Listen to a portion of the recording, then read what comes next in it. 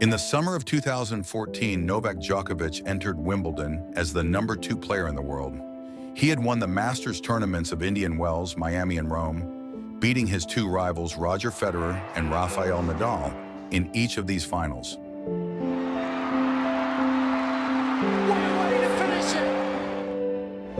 It's Djokovic's day in Rome. And yet he found himself in one of the biggest crises of his career.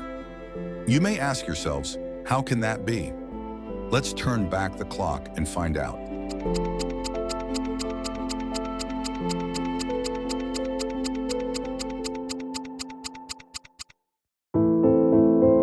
From Wimbledon 2010 to the 2013 US Open, the Serbian player reached 14 consecutive Grand Slam semifinals. During this time, he won 5 majors, bringing his total to 6 Grand Slam titles. He finished as the world #1 2 years in a row and was the dominant player on tour. But at Roland Garros 2013, everything changed. The French Open was the only one of the 4 majors that the Joker had not yet won. In the semifinals, he met the man to beat on the red clay of Paris, Rafael Nadal. However, as in previous years, the Spaniard proved to be too great an obstacle. Djokovic lost the match after an epic 5-set battle. And this painful defeat ushered in a series of setbacks on the biggest stage. At Wimbledon, Djokovic survived a thrilling 5-set epic against Juan Martín del Potro. Everything looked like business as usual for the Serb, who had his eyes set on a second major trophy that season. However, Andy Murray, his opponent in the final, had other plans that day. The Scot outplayed Djokovic and ended the 77-year British wait for a Wimbledon title. Djokovic was furious. They wanted to challenge the ball, but he doesn't have any challenges.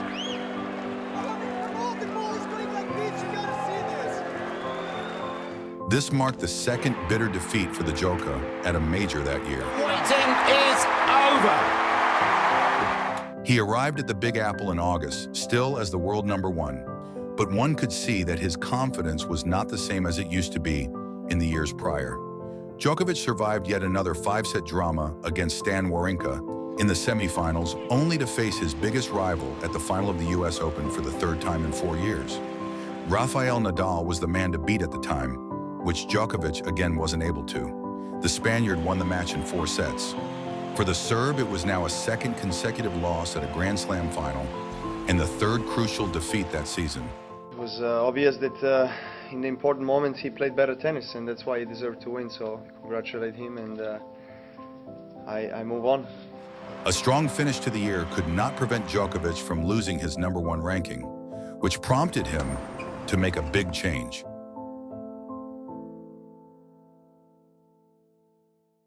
World #2 Novak Djokovic appointed Boris Becker as his head coach on Monday. The 6-time Grand Slam winner will begin working with the Serbian before the Australian Open on the 13th of January. Djokovic, who won the event earlier this year, will be hoping to snatch back the world #1 spot from Rafael Nadal in 2014. Nadal has overtaken him in the rankings. So there are a couple of reasons why he wanted to have a new guy in his corner. And with the legendary super coach Boris Becker and his team, Djokovic returned to the place where he had celebrated the greatest triumphs of his career. Melbourne. The Joker was aiming to win his 4th consecutive Australian Open title. But for the first time since Wimbledon 2010, he crashed out before the semifinals of a major. This time, Stan the Man was the one who was standing tall after 5 epic sets. For the highly ambitious Djokovic, this meant nothing else but code red.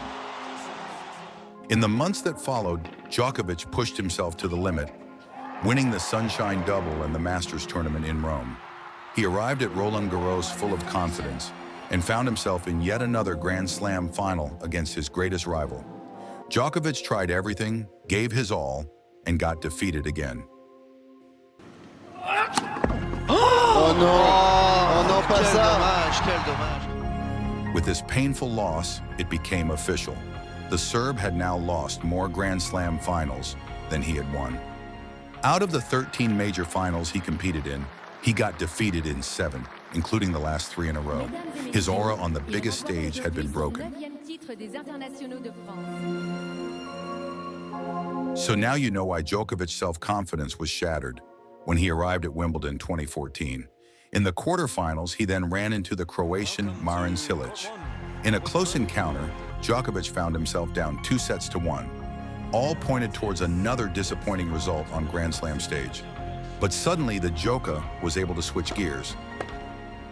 And just like that, Djokovic has it into a fifth set. We go. Djokovic still standing, still fighting. Victory for Djokovic. Again, the arms are held aloft. He won both remaining sets and reached the semifinal. His opponent, a rising star by the name of Grigor Dimitrov. After 4 sets, Novak Djokovic overcame the Bulgarian, who was nicknamed Baby Fed at the time. He returned to the final of SW19, where he met none other than the real Fed, Roger Federer. The Swiss maestro had won Wimbledon 7 times already and was considered the king of center court. He's playing Federer, the 7-time winner of the tournament, a very experienced player on grass, and a player that is in top form, so he knows what's at hand. He knows it's going to be a battle.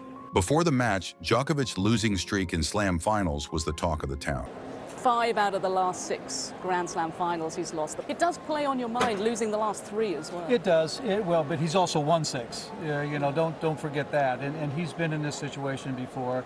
He knows how to handle it. When the final began, Federer was the favorite. The duel itself became an instant classic and went down as one of the best matches in the history of these 2 bitter rivals. In the 4th set, everything looked like Djokovic had the title won when he was up 5-2.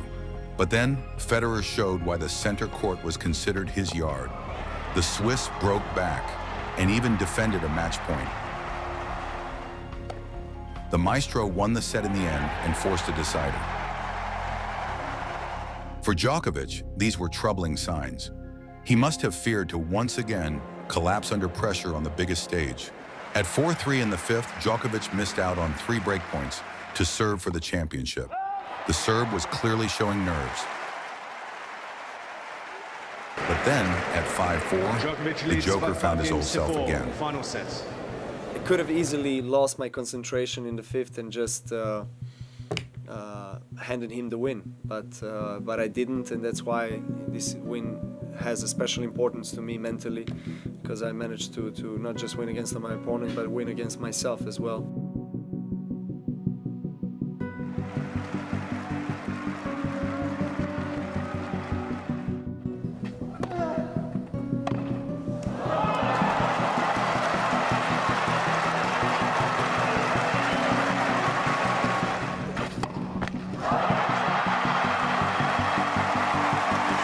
Boris Becker, who had won the championships 3 times as a player, helped Djokovic win the Wimbledon title again as a coach. This win over Roger in 5 sets is probably the best Grand Slam final I have ever played in my life, and I overcame a lot of challenges in my life and in the tennis career in the last 2 years, and that's why I had tears of joy in the end. In the end, this triumph marked Novak's return to #1 in the world and the rebirth of a monster. Djokovic went on to win the Masters in Paris in the ATP Finals, only to usher in what many believe was his most dominant year on tour ever, 2015. His dominance ended after he fulfilled his lifelong dream of winning Roland Garros in 2016. Then began another crisis, but this is a story for another time. Thanks for watching, and please, feel free to subscribe.